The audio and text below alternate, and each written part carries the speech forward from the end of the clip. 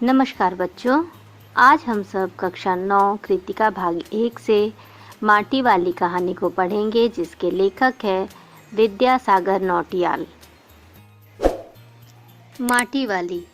शहर के सेमल का तप्पड़ मोहल्ले की ओर बने आखिरी घर की खोली में पहुंचकर उसने दोनों हाथों की मदद से अपने सिर पर धरा बोझ नीचे उतारा। मिट्टी से भरा एक कंटर, माटी वाली। टिहरी शहर में शायद ऐसा कोई घर नहीं होगा जिसे वह न जानती हो या जहां उसे न जानते हो। घर के कुल निवासी, बरसों से वहां रहते आ रहे किराएदार, उनके बच्चे तलक। घर घर में लाल मिट्टी देते रहने के उस काम को करने वाली वही अकेली है। उसका कोई प्रतिद्वंदी नहीं। उसके बगैर तो लगता है टिहरी शहर के कई घरों में चूल्हों का जलना तक मुश्किल हो जाएगा। वह न रहे तो लोगों के सामने रसोई और भोजन कर लेने के बाद अपने चूल्हे चौके की लिपाई करने की समस्या पैदा हो जाएगी। भोजन जुटाने और खाने की तरह रोज की एक समस्या।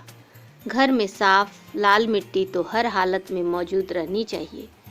चूल्हे चौकों को लीपने के अलावा साल 2 साल में मकान के कमरों, दीवारों की गोबरी लिपाई करने के लिए भी लाल मिट्टी की ज़रूरत पड़ती रहती है। शहर के अंदर कहीं माटा खान है नहीं। भागीरथी और भिलांगना, 2 नदियों के तट पर बसे हुए शहर की मिट्टी इस कदर रेतीली है कि उससे चूल्हों की लिपाई का काम नहीं किया जा सकता। आने वाले नए नए किराएदार भी एक बार अपने घर के आंगन में उसे देख लेते हैं तो अपने आप माटी वाली के ग्राहक बन जाते हैं। घर घर जाकर माटी बेचने वाली नाटे कद की एक हरिजन बुढ़िया माटी वाली। शहरवासी सिर्फ माटी वाली को नहीं, उसके कंटर को भी अच्छी तरह पहचानते हैं। रद्दी कपड़े को मोड़कर बनाए गए एक गोल डिल्ले के ऊपर लाल चिकनी मिट्टी के छुलबुल भरा कनस्तर रहता है। उसके ऊपर किसी ने कभी कोई ढक्कन लगा हुआ नहीं देखा। अपने कंटर को इस्तेमाल में लाने से पहले वह उसके ऊपरी ढक्कन को काट कर निकाल फेंकती है। ढक्कन के न रहने पर कंटर के अंदर मिट्टी भरने और फिर उसे खाली करने में आसानी रहती है। उसके कंटर को ज़मीन पर रखते रखते सामने के घर से 9-10 साल की एक छोटी लड़की कामिनी दौड़ती हुई वहां पहुंची और उसके सामने खड़ी हो गई। उसने कहा, मेरी माँ ने कहा है जरा हमारे यहाँ भी आ जाना। माटी वाली कहती है, अभी आती हूँ। घर की मालकिन ने माटी वाली को अपने कंटर की माटी कच्चे आंगन के एक कोने में उड़ेल देने को कह दिया। तू बहुत भाग्यवान है, चाय के टाइम पर आई है हमारे घर। भाग्यवान आए खाते वक्त। वह अपनी रसोई में गई और 2 रोटियां लेती आई। रोटियां उसे सौंप कर वह फिर अपनी रसोई में घुस गई। माटी वाली के पास अपने अच्छे या बुरे भाग्य के बारे में ज़्यादा सोचने का वक्त नहीं था। घर की मालकिन के अंदर जाते ही माटी वाली ने इधर उधर तेज निगाहें दौड़ाई। हाँ, इस वक्त वह अकेली थी। उसे कोई देख नहीं रहा था। उसने फौरन अपने सिर पर धरे डिल्ले के कपड़े के मोड़ों को हड़बड़ी में एक झटके में खोला और उसे सीधा कर दिया। फिर इकहरा खुल जाने के बाद वह एक पुरानी चादर के एक फटे हुए कपड़े के रूप में प्रकट हुआ। मालकिन के बाहर आंगन में निकलने से पहले उसने चुपके से अपने हाथ में थामी 2 रोटियों में से एक रोटी को मोड़ा और उसे कपड़े पर लपेटकर गांठ बांध दी। साथ ही अपना मुंह यों ही चलाकर खाने का दिखावा करने लगी। घर की मालकिन पीतल के एक गिलास में चाय लेकर लौटी। उसने वह गिलास बुढ़िया के पास जमीन पर रख दिया। वो बोलती है, ले सद्दा बासी साग कुछ है नहीं अभी, इसी चाय के साथ निकल जा। माटी वाली ने खुले कपड़े के एक छोर से पूरी गोलाई में पकड़कर पीतल का वह गरम गिलास हाथ में उठा लिया। अपने होठों से गिलास के किनारे को छुआने से पहले शुरू में उसने उसके अंदर रखी गरम चाय को ठंडा करने के लिए सू सू करके उस पर लंबी लंबी फूंकें मारी। तब रोटी के टुकड़ों को चबाते हुए धीरे धीरे चाय सुड़कने लगी। वो कहती है, चाय तो बहुत अच्छा साग हो जाता है ठकुराइन जी। ठकुराइन कहती है, भूख तो अपने आप में एक साग होती है बुढ़िया, भूख मीठी कि भोजन मीठा। तुमने अभी तक पीतल के गिलास संभाल कर रखे हैं, पूरे बाजार में और किसी के घर में अब नहीं मिल सकते ये गिलास। मालकिन कहती है, इसके खरीदार कई बार हमारे घर के चक्कर काट कर लौट गए। पुरखों की गाढ़ी कमाई से हासिल की गई चीज़ों को हराम के भाव बेचने को मेरा दिल गवाही नहीं देता। हमें क्या मालूम कैसी तंगी के दिनों में अपनी जीभ पर कोई स्वादिष्ट चटपटी चीज़ें रखने के बजाय मन मसोस कर 2-2 पैसे जमा करते रहने के बाद खरीदी होंगी उन्होंने ये तमाम चीज़ें, जिनकी हमारे लोगों की नज़रों में अब कोई कीमत नहीं रह गई है। बाजार में जाकर पीतल का भाव पूछो जरा, दाम सुनकर दिमाग चकराने लगता है।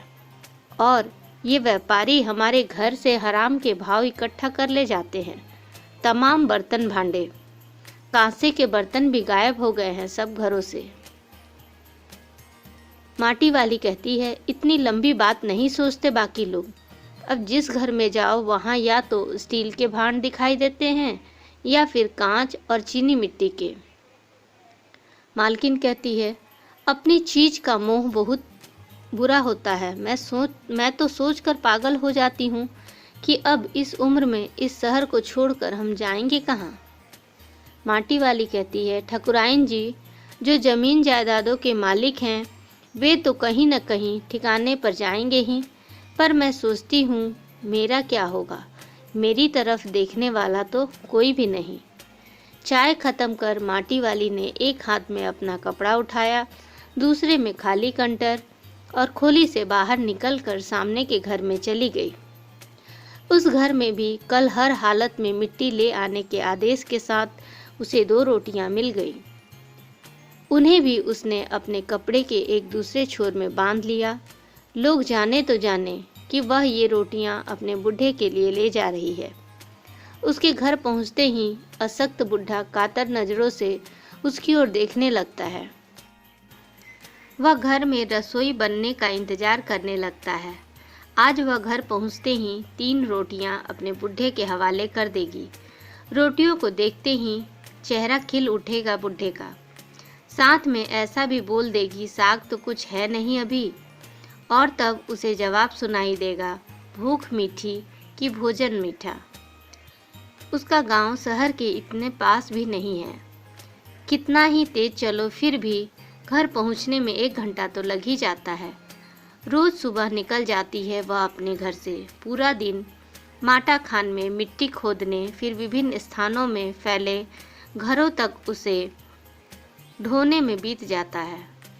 घर पहुंचने से पहले रात घिरने लगती है।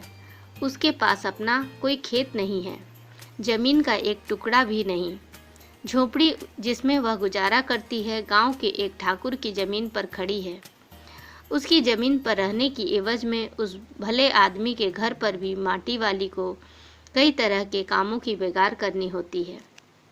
नहीं, आज वह एक गठरी में बदल गए अपने बुढ़े को कोरी रोटियां नहीं देगी। माटी बेचने से हुई आमदनी से उसने 1 पाव प्याज खरीद लिया। प्याज को कूटकर वह उन्हें जल्दी जल्दी तल देगी। बुढ़े को पहले रोटियां दिखाएगी ही नहीं, सब्जी तैयार होते ही परोस देगी उसके सामने 2 रोटियां। अब वह 2 रोटियां भी नहीं खा सकता। 1 ही रोटी खा पाएगा या हद से हद 1.5। अब उसे ज़्यादा नहीं पचता। बाकी बची 1.5 रोटियों में से माटी वाली अपना काम चला लेगी। 1 रोटी तो उसके पेट में पहले ही जमा हो चुकी है। मन में यह सब सोचती, हिसाब लगाती हुई वह अपने घर पहुंच गई। उसके बुढ़े को अब रोटी की कोई ज़रूरत नहीं रह गई थी। माटी वाली के पाँव की आहट सुनकर हमेशा की तरह आज वह चौंका नहीं। उसने अपनी नज़रें उसकी ओर नहीं घुमाई। घबराई हुई माटी वाली ने उसे छू कर देखा। वह अपनी माटी को छोड़कर जा चुका था। टिहरी बांध पुनर्वास के साहब ने उससे पूछा कि वह रहती कहाँ है। तुम तहसील से अपने घर का प्रमाण पत्र ले आना। मेरी जिंदगी तो इस शहर के तमाम घरों में माटी देते गुजर गई साहब। माटी कहाँ से लाती हूँ? माटा खान से लाती हूँ माटी। वह माटा खान चढ़ी है तेरे नाम? अगर है तो हम तेरा नाम लिख देते हैं। माटा खान तो मेरी रोजी है साहब। बुढ़िया, हमें ज़मीन का कागज़ चाहिए, रोजी का नहीं। बांध बनने के बाद मैं क्या खाऊंगी साहब? इस बात का फैसला तो हम नहीं कर सकते, वह बात तुझे खुद ही तय करनी पड़ेगी। टिहरी बांध की 2 सुरंगों को बंद कर दिया गया है। शहर में पानी भरने लगा है। शहर में आपाधापी मची है। शहरवासी अपने घरों को छोड़कर वहां से भागने लगे हैं। पानी भर जाने से सबसे पहले कुल शमशान घाट डूब गए हैं। माटी वाली अपनी झोपड़ी के बाहर बैठी है। गांव के हर आने जाने वाले से एक ही बात कहती जा रही है, गरीब आदमी का शमशान नहीं उजड़ना चाहिए।